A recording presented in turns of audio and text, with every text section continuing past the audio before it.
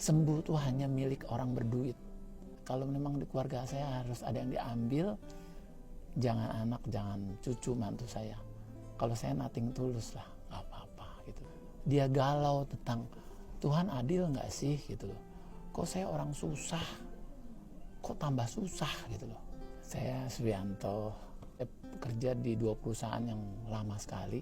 Yang pertama 15 tahun, yang kedua 16 tahun, dan menjelang pensiun waktu itu saya mulai dari hal-hal yang kecil lah, dari franchise dan lain-lain. Jadi saya punya anak 2, laki-laki dua-duanya, dan mereka sekarang sudah punya keluarga dan masing-masing. Istri saya meninggal 5 tahun yang lalu, kena cancer, dan kansernya pankreas. Dan ibu saya tahun 95 meninggal kanker payudara, dan saya tidak bisa berbuat banyak. Ya karena saya tuh, background saya dulu memang orang susah. Orang tua saya juga orang susah, dan saya merasakan sekali orang tua saya waktu dulu sakit, sulit mendapatkan bantuan-bantuan siapapun. Dan saya melihat betapa beratnya kalau menanggung orang sakit dalam satu keluarga. Jadi satu orang sakit, rasanya satu keluarga merasakan sakit semuanya. Dan dari itu semuanya, saya lolos, ini saya hidup yang ketiga kali. Jadi saya lolos pertama kali yang parah sekali adalah waktu COVID Delta, ya waktu itu. Dan sebelum saya kena COVID, istri saya meninggal 3 tahun yang lalu sebelum COVID itu. Nah pada saat situasi kritis, satu keluarga keluar, kena semuanya. Dan waktu itu saya sempat dilarikan ke rumah sakit. Saya cuman berpikir, berdoa, kalau memang di keluarga saya harus ada yang diambil, jangan anak, jangan cucu mantu saya. Kalau saya nothing tulus lah, nggak apa-apa gitu. Ternyata Tuhan berkehendak lain, dan saya diizinkan kembali meneruskan impian saya. Yang terakhir adalah saya kepengen bangun panti jompo. Kemudian selang setengah tahun setelah itu, usus buntu saya pecah. Dan pada saat itu saya cuma merasakan bahwa Tuhan mau kasih berkat saya apa lagi nih. Berkat pertama yang saya dapat adalah waktu saya lolos dari COVID, keluar dari rumah sakit, saya dirawat 2 mingguan. Teman saya ngasih tahu, mau cepat pulih, minumlah superfood ini, ya kan? Maka saya minum lah. Dan benar, ternyata memori saya hilang waktu itu. Keluar dari rumah sakit saya hilang, dan saya bisa kembali pulih. Selama 2 kali rumah sakit seperti itu, saya nggak berpikir bahwa saya ini minta tolong cepat-cepat sembuh atau apa, enggak.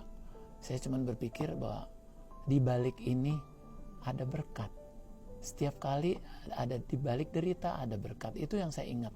Kemudian saya tiap hari kalau dengar orang sakit, saya sambil merenung ya sama sakit itu, bahwa saya yakin semua orang percaya adanya Tuhan. Dan orang-orang itu yang menderita sakit, saya nggak mau mereka itu di titik-titik terendah dia galau tentang Tuhan adil nggak sih gitu loh. Kok saya orang susah, kok tambah susah gitu loh.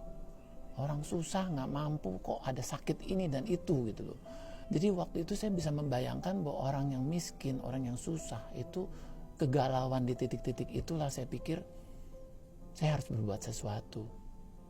Karena saya berpikir jangan sampai mereka yakin tentang bahwa Tuhan itu nggak ada, Tuhan itu nggak adil.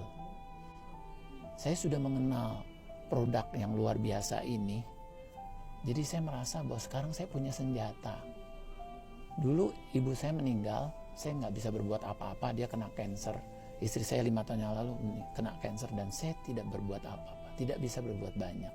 Kalau kita nggak melakukan sesuatu, kita ikut berdosa. Saya merasa saya ikut berdosa, ikut mengamini kegalauan dia bahwa Tuhan itu tidak adil dan Tuhan itu tidak ada. Makanya saya datang. Saya nggak tahu apa yang harus saya lakukan, tapi saya bawa alat kuantum itu kemana-mana saya bawa, dan seadanya yang ada dalam tas saya lakukan sesuatu untuk dia. Jangan sampai anggapannya mereka bilang bahwa sembuh itu hanya milik orang berduit, sembuh itu hanya orang yang mampu baru bisa sembuh. Ya, buat orang-orang yang memang merasakan bahwa oh itu bukan urusan saya begitu kan ya, itu kan pasti ada orang lain lah yang bisa begitu. Menurut saya sih ya itu memang nurani hati masing-masing ya. Menurut saya sayang sekali kalau ada kesempatan kita lakukan meskipun hal kecil, kalau kita lakukan dengan cinta yang besar, itu berarti buat dia. Terhadap orang kecil dia nggak menuntut yang besar-besar, dia cuma kepengen tahu bahwa adakah kasih, adakah Tuhan, adakah keadilan. Jadi kita melakukan hal yang kecil buat dia berarti sekali kok. Kita nggak usah pamrih lah, Tuhan nggak pernah utang sama manusia. Ya, kita nggak usah minta pamrih sama manusia. Tuhan yang akan membayar semuanya.